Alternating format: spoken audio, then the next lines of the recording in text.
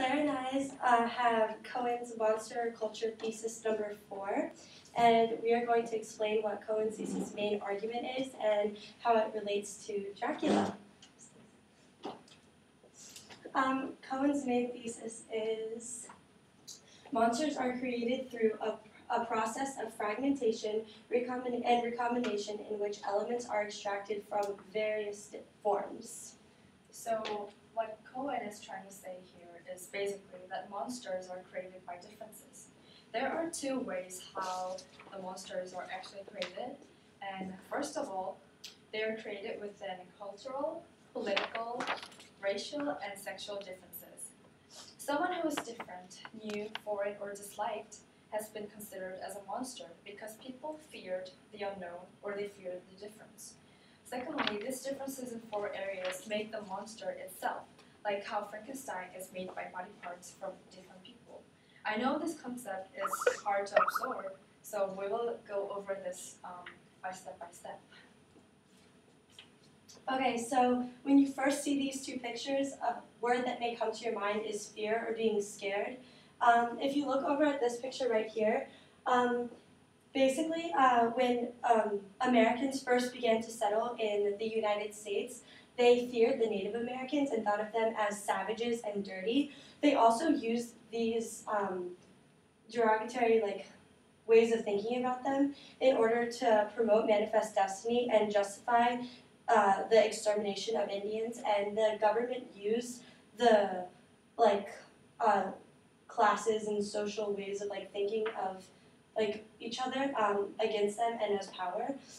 And a more modern example would be in 2001 when there was the terrorist attack on the Twin Towers. People thought of all Muslims as terrorists, and the government used this to unite Americans by creating one enemy, which was the terrorists, and therefore the society targeted Muslims in general to blame them for the 9/11 terror attack. And to this day, people still remain uninformed, and a lot of Americans still consider all Muslims terrorists when in fact they aren't.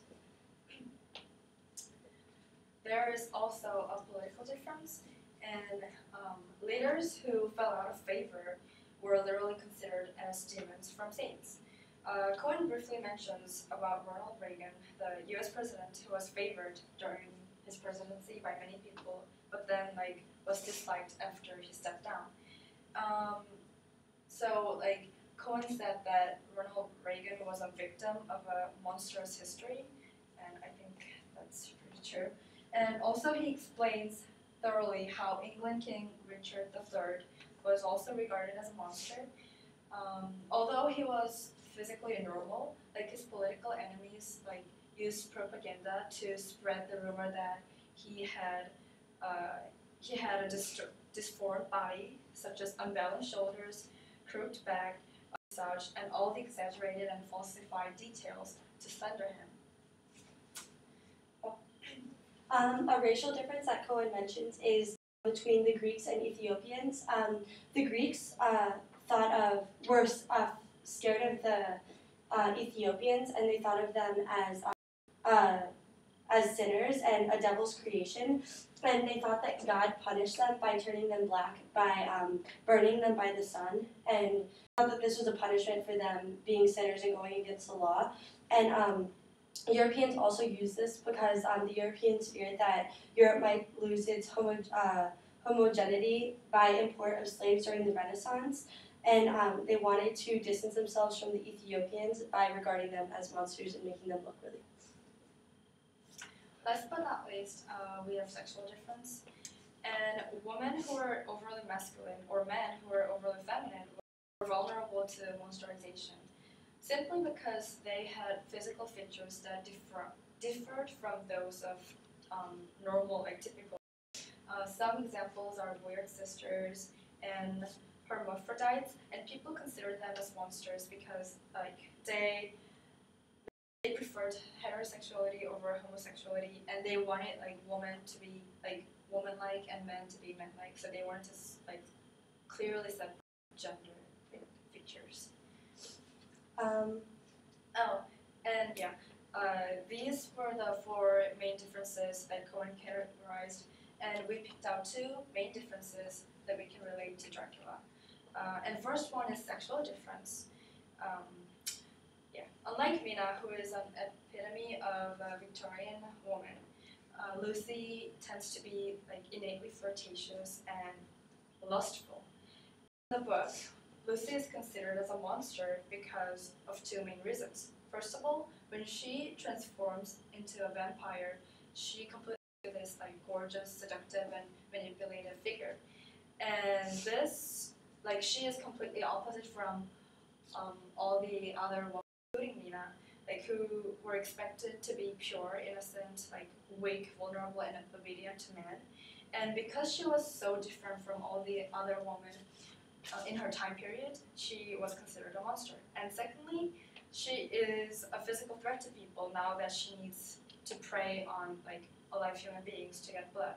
So like because of these two reasons, she was considered a monster in the book. The difference that was really prominent in Dracula was Van Helsing and Mina, Lucy, and Jonathan Harker, and the rest of the main characters in the book, other than were all from the 19th century. And during the 19th century, there was a huge advancement in medicine, technology, and the idea of the new woman.